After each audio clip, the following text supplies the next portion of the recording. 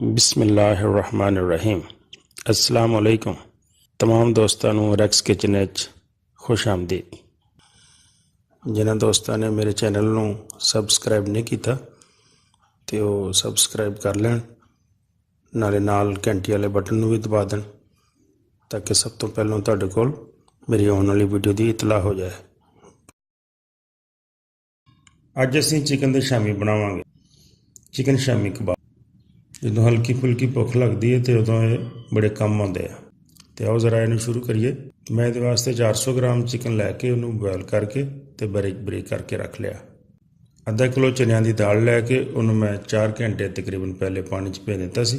मसाले देख लो जोड़े ये पाने। 2 अदद प्याज मोटे मोटे कट लो, तकरीबन 200 ग्राम आलू कट लो, 5-6 जवे लसन दे, तकरीबन 50 ग्राम अदरक के छोटे टुकड़े कर ले, 4 हरियां मिर्चां, 2 चम्मच नमक दे,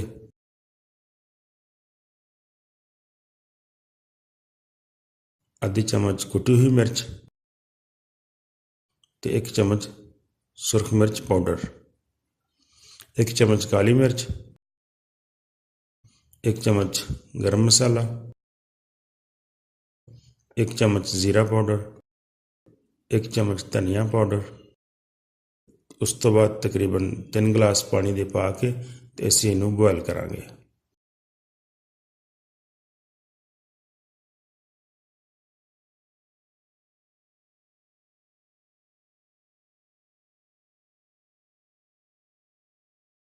बॉयल करने ते तकरीबन आधा घंटा लग जाएगा।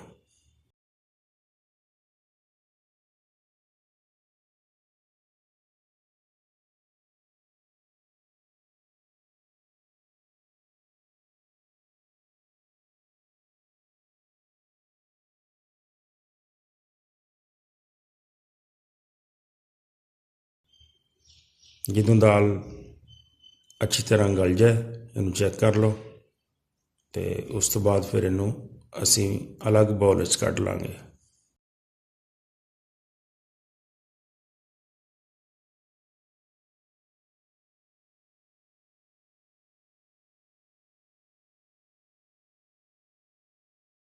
बाउल कढ़न तो बाद असी इस सारे मिक्सर नू थोड़ा थोड़ा करके तो ग्राइंडर दे विच हल्का हल्का ग्राइंड करांगे, बहुत बारीक नहीं करना, बस जरा दरदरा जिहा हो जाए।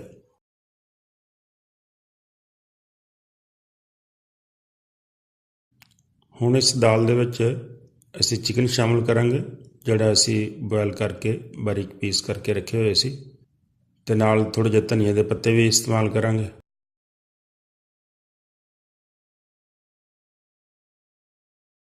हरा धनिया पा के ते चिकन पा के इनू अच्छी तरह हथ नाल मिक्स करो ते नाल इस दे 2 अंडे भी शामिल करांगे। इहदे नाल थोड़ी जी नरम टिक्कियां हो जाणगियां, तुहाडे शामी ज़रा नरम हो जाणगे। इनू अच्छी तरह मिक्स करांगे।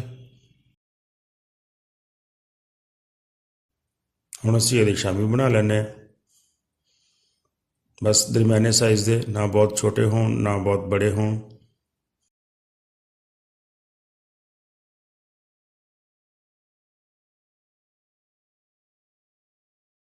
इस तरह हथ नाल तुसीं शामी बना के रख लेने।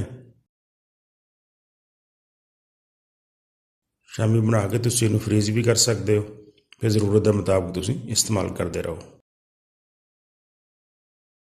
हुण 2 असीं अंडे फेंट लै ते उहदे अंडे दा असीं कोट करके ते इसनूं फ्राई करी जावांगे। फ्राई हल्की अग ते करने आ, बहुत तेज़ अग दे नाल खराब हो जाणगे।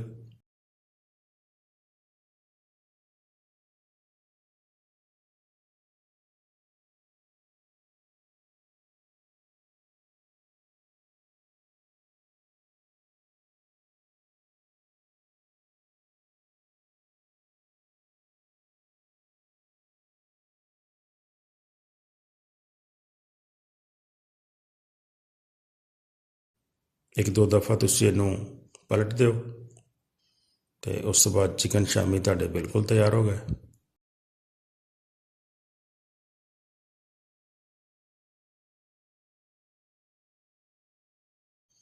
मेरी वीडियो तुहानूं पसंद आवे ਤੇ ਇਹਨੂੰ ਲਾਈਕ ਜ਼ਰੂਰ ਕਰਿਓ, ਦੋਸਤਾਂ ਨਾਲ ਸ਼ੇਅਰ ਕਰਿਓ ਤੇ ਮੇਰੇ ਚੈਨਲ ਨੂੰ ਸਬਸਕ੍ਰਾਈਬ ਕਰ ਦੇਣਾ। ਬਹੁਤ ਸ਼ੁਕਰੀਆ। ਅਸਲਾਮ ਵਾਲੇਕੁਮ।